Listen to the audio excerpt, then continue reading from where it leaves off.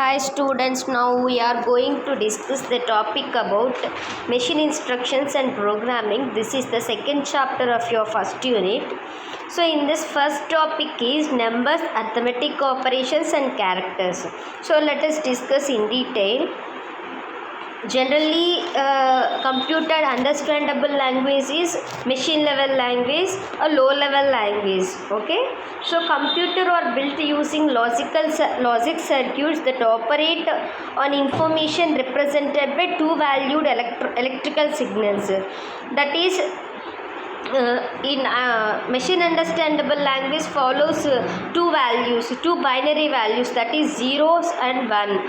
Okay, we label that it is two values as 0 and 1, and we define the amount of information represented by such a signal as a bit of information.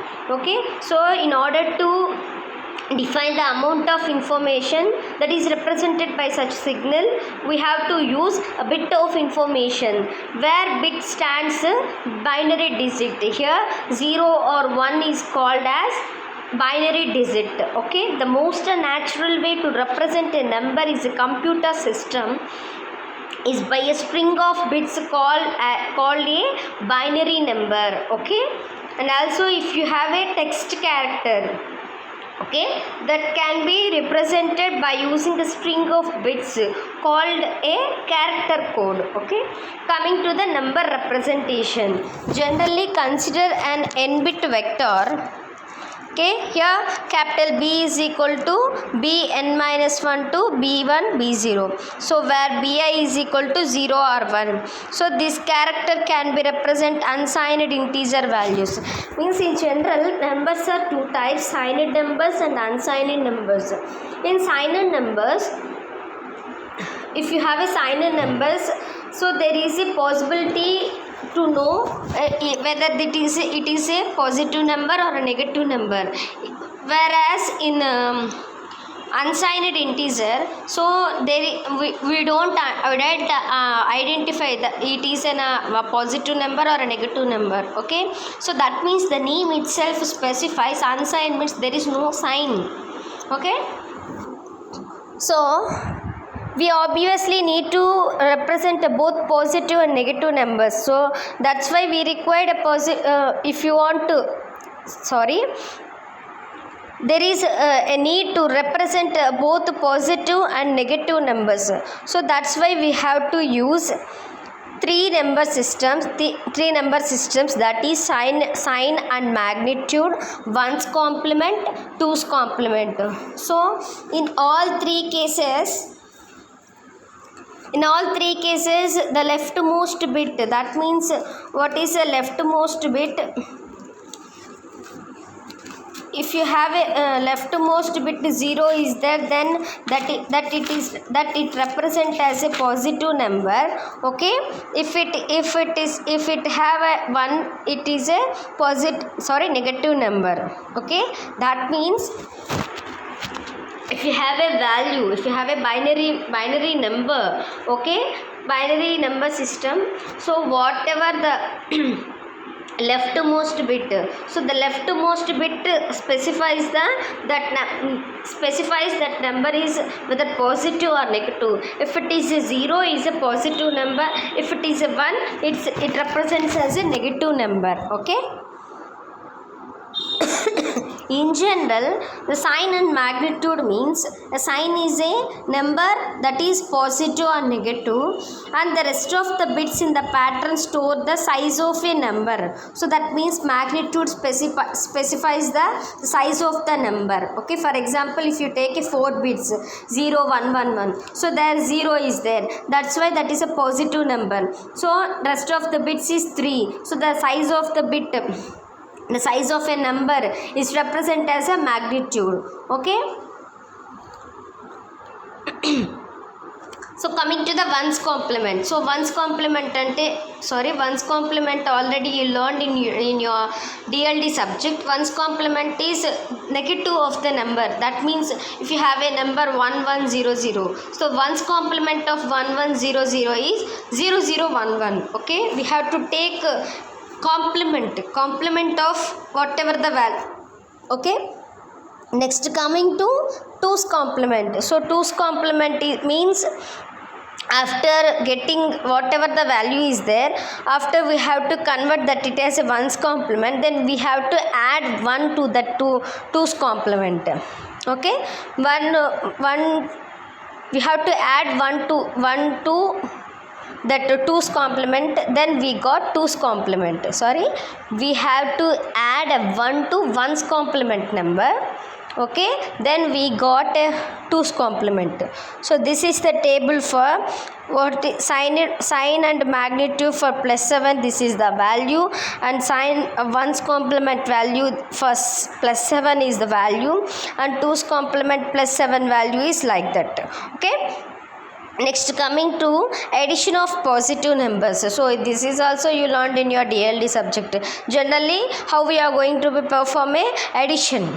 Okay, so you already know that if you have a 0 0, then the result is 0. If you have a 0 1, then the result is 1. Okay, if you have a 1 0, then the result is 1. If you have 1 1, then result is 0, and carry is 1. Okay, so that means if you have both are zeros, means same numbers, then the result is 0. Okay, next coming to addition and subtraction of signed numbers.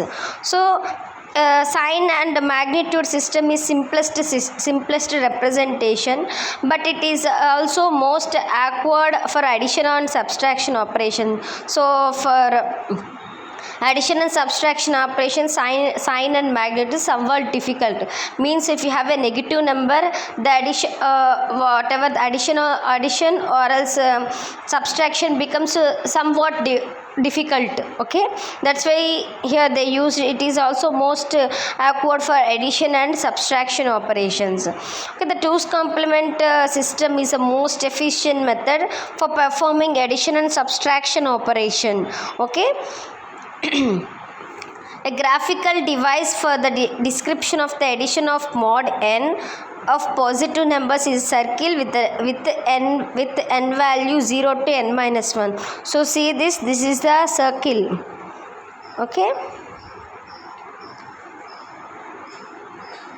so one example also is there we will discuss. That is for example, if you have n is equal to 16, the operation is 7 plus 6, mod 16 yields, means mod 16. Here this is the representation of mod 16 system for 2's complement numbers. Okay, so combination of this, that means addition of 7 plus 4, we got the value of 11. To perform this operation graphically, locate 7 on the circle and then move 4 units in the clockwise direction to arrive the answer of 11. Okay, see this, here we have a 7, so we have to do clockwise towards 4 bits. Okay, towards clockwise 4 bits move. Okay, then we got 11. Okay, so see here we know that we now state the rules governing the addition and subtraction of n-bit signed numbers using 2's complement representation. So if you have a signed number, so some rules and regulations are there. So to add 2 numbers, add their n-bit representation ignoring the carry out signal from the most significant bit position. The sum will be algebraically correct value in the 2's complement representation as long as the answer is in the range of minus 2 power n minus 1 through to 2 power n minus 1 minus 1. To subtract, if you want to subtract two values, okay, that means if you want to perform x minus y, then we have to take 2's complement of y, then we have to add x plus y. Okay, that means how to we already know that how to find a 2's complement. Okay, first we have to find out the 1's complement, after that we have to add to that 1's complement, then we got 2's complement. Okay, after getting the 2's complement, we have to add that to, for example, if you take x minus y, so if we have find out 2's complement of y, then we have to add both x plus y. Okay, so this is the, so sometimes if overflow condition rises, so where we faces this type of problem means overflow can occur only when adding two numbers that have the same sign. Okay, and a second situation is the carry out signal from the sign bit position is not a sufficient indicator of overflow when adding signed numbers. Okay, so the overflow condition rises because of these two conditions. Okay, so up to this numbers, arithmetic operations and characters topic is finished. Next, coming to instructions and instruction sequencing. So a computer program consists of sequence of small steps. Nothing but a program is a collection of steps. Okay, collection of instructions. Okay, such as adding two numbers, testing a particular condition, reading a character from the keyboard, or sending a character to displayed on the display screen. Means a computer program consists of a sequence of small steps. That means if you want to give the input to the computer with the help of input device, and we get a result from the system, that is sending a character to be displayed on the display screen. Okay, a computer must have instructions capable for performing 4 types of operations, that is data transfer between the memory and processor register. Okay, if you want to transfer data between memory and processor, okay, that means if you give the input to the computer, in between input and output, lot of steps are there for getting result. So for that purpose, we have to transfer from one place to another place. We have to transfer the data. Okay, so for that purpose, some operations are there. A data transfers between memory and processor register. We have MOV, push, pop operations, and arithmetic and logical operations on data. If you want to perform arithmetic and logical operations, we have add, sub, mul, div, and, or, not. Okay, next, coming to program sequencing and control, loop, int. Next one is input and output transfers, that is data in, data out. Okay, so coming to the notations, so register transfer notations. If you want to transfer data from one register to another register, we have some notations are there. So transfer of information from one location in the computer to another. Possible locations that may involved in such transfers are memory locations that may be involved in such transfers, or memory locations, processor registers in the input and output system. Most of the time identify a location by a symbolic name standing for its hardware binary address. See here, we have some notations are there. That means here transfer takes place between memory locations, or between processor registers, or between memory location and processor registers, or registers in the input and output system. That means if you want to transfer between among these subsystems, that means among these registers, that is memory locations, processor registers, and registers in the subsystem, we have to use register transfer notations. Okay, so see here, this is some examples are there.